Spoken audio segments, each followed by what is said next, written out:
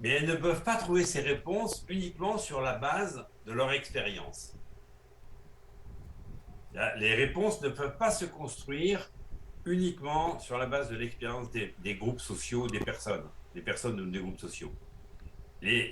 Pour que se construisent de nouvelles réponses, il y a besoin d'hétéronomie.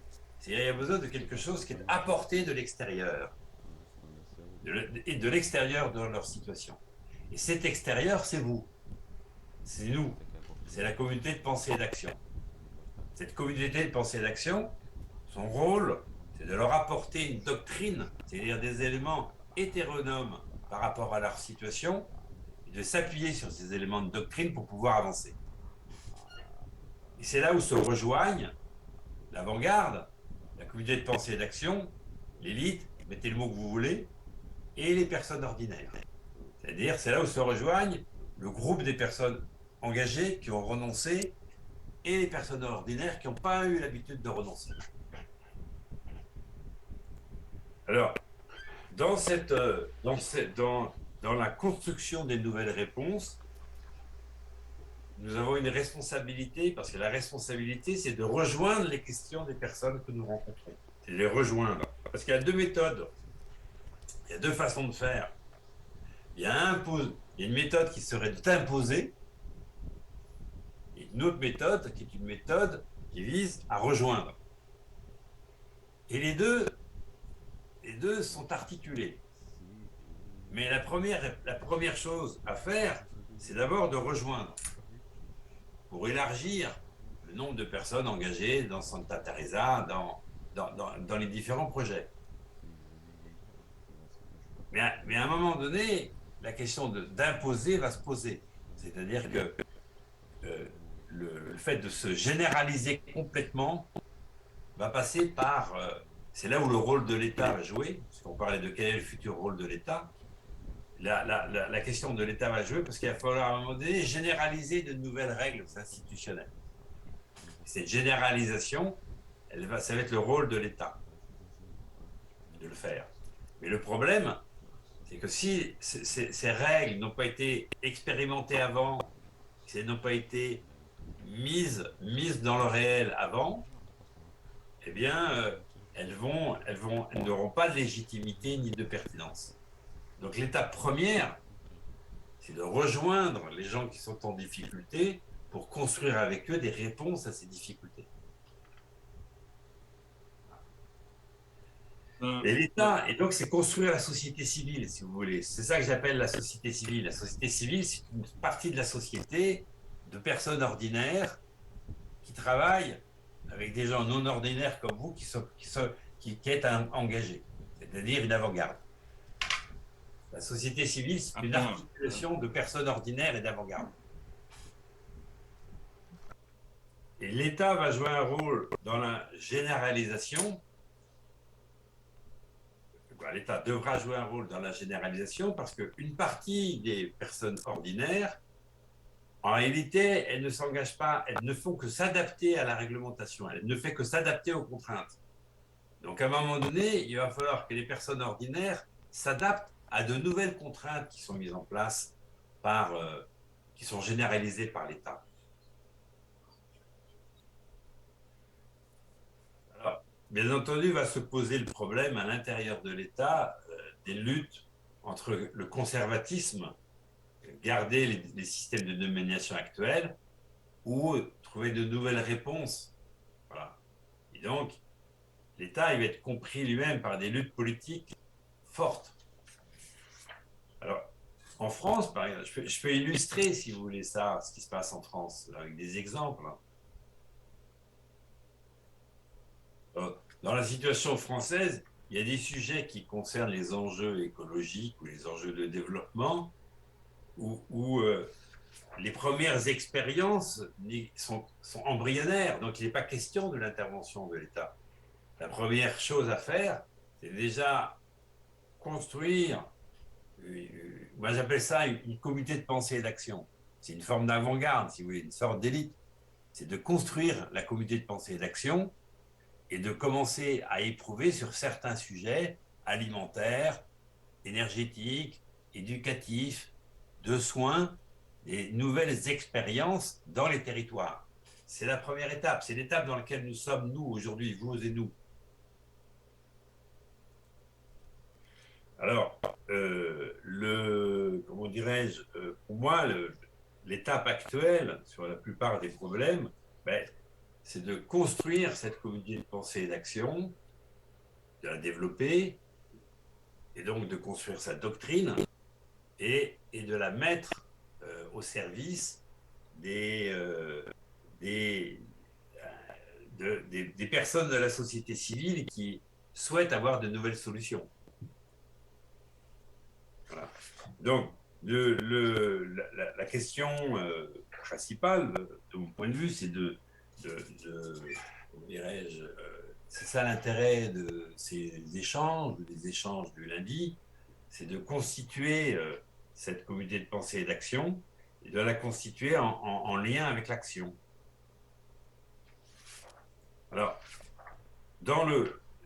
avec les effondrements partiels, avec les situations de crise successives ou d'effondrement partiel, bien, il y a un espace pour les sectes religieuses extrêmement important. Mais si vous voulez, l'héritage culturel que nous avons n'arrive pas à expliquer les crises actuelles et les effondrements partiels actuels. Ça crée une situation d'aliénation extrêmement importante et s'engouffrent dans ces situations d'aliénation les sectes qui essayent de proposer des solutions et des réponses toutes faites, toutes construites, qui ne demandent pas de renoncement, qui ne demandent pas d'engagement. Alors là, oui, je vous ai fait un grand détour par la théorie de l'action. Je fais un grand détour par la théorie de l'action pour essayer de donner un cadre de réponse aux questions qui ont été posées par les uns et par les autres. Est-ce que c'est à peu près clair ce que j'ai dit? C'est entendable? Oui, oui. C'est clair ce que tu as dit. On va voir maintenant comment on va le faire.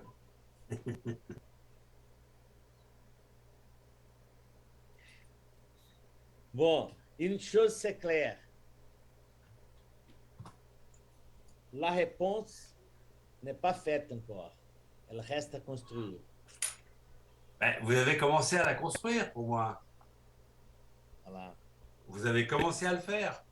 Ce que a expliqué d'un côté, ce que vous êtes en train de faire avec les projets que l'on voit s'exprimer le lundi, ce qu'a présenté Marcello, ce qu'a présenté Amanda lundi dernier, c'est des expériences qui, de mon point de vue, rentrent dans cette construction. C'est-à-dire dans la construction d'élaboration de solutions et qui, derrière, se pose la question de qui s'engage. Lundi, Amanda a expliqué que c'était difficile avec les dirigeants des entreprises qu'ils s'engagent. Et on a besoin qu'ils s'engagent. Donc, comment on va travailler la question de l'engagement des dirigeants d'entreprise? C'est une question très importante. Et vous voyez bien dans le retour d'expérience que vous nous avez fait à Amanda et Chiquino, c'est que ce n'est pas une question simple, l'engagement des dirigeants. Ben, s'il n'y a pas d'un système de compréhension que lorsque vous avez des dirigeants qui s'engagent dans cette nouvelle voie, en réalité, ils renoncent à un certain nombre de choses. Et si ce à quoi ils renoncent, ce n'est pas identifié et ce n'est pas valorisé, eh bien, ils ne vont pas venir. Oui. Et certainement, s'il n'y a pas de crise, Et il n'y alors a pas de après, crise, il n'y a pas c'est de ça. mouvement. S'il n'y a pas, eux, ils s'engagent dans un premier temps parce qu'ils voient des failles, ils voient des impasses dans les contradictions fortes, si vous voulez, et quelquefois, ils voient même des crises. Ça ne marche plus du tout. Bon. Mais la plupart du temps, c'est des contradictions, c'est des difficultés, j'appelle ça des failles, des problèmes. Bon, ça, ils le repèrent. Nous devons les aider à repérer ça. Et sur la base de ces repères, de ces failles, à ce moment-là, on peut rentrer dans la compréhension, c'est-à-dire dans la lutte contre l'aliénation, la compréhension de ces failles, et derrière des espaces d'action potentiels. Voilà. Mais ce processus, s'il veut se pérenniser, il va avoir besoin de faire attention à la reconnaissance des gens qui s'engagent dans ce processus, dont les dirigeants avec qui vous discutez. Quelquefois, c'est plus compliqué que le dirigeant qui s'engage dans ce processus que le salarié de l'entreprise qui est engagé dans le processus. C'est ça. Mais c'est la question principalement symbolique qui va dominer. Le matériel, c'est le support. Et en réalité, il cultive la domination par le symbolique. Parce que c'est le symbolique qui est refuge, qui coince les gens. C'est des réponses toutes faites à des problèmes complexes. Donc, c'est enfermer dans des réponses toutes faites les personnes et donner comment dirais-je, un attrait à cette solution toute faite par des apports matériels. L'apport immatériel, c'est des réponses toutes faites auxquelles il faut adhérer, mais il n'y a pas de lien entre ce qui est dit dans les idées et le matériel. Il y a une coupure. Simplement, en appartenant à la secte, tu as accès à des apports matériels. Donc le refuge, il est à la fois idéologique, au sens où tu abandonnes tes propres idées à la secte, et en même temps, en faisant cet abandon, tu accèdes à un minimum de soutien matériel, en termes de soins, ou en termes d'alimentaire, ou en termes différents termes. Et là, on a les mêmes choses avec en Europe, et vous avez moins ça, vous, au Brésil, les sectes musulmanes, l'islamisme radical. On a la même chose. Coince sur les questions religieuses, et après, ils organisent dans les quartiers un accès à un certain nombre de ressources matérielles, qui peuvent être des ressources matérielles en dehors du marché, hein, qui peuvent être financées par la drogue, qui peuvent être financées par l'économie qu'on appelle ça, non officielle. Moi, ce que je me propose, c'est peut-être avec les questions qui ont été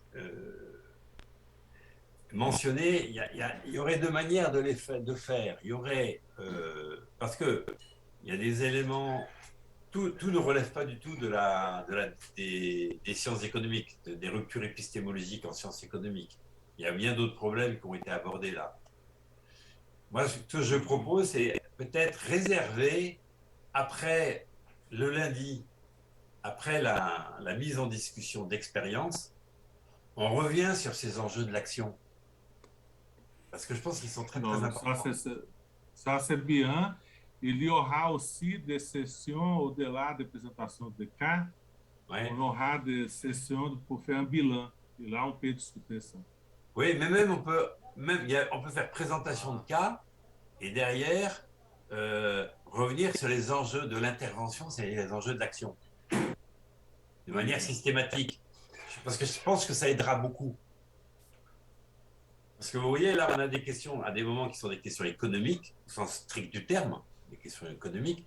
Et on voit bien après, c'est les rapports entre ces questions économiques et l'action, c'est-à-dire la politique économique, mais pas la politique économique de l'État, notre propre politique économique.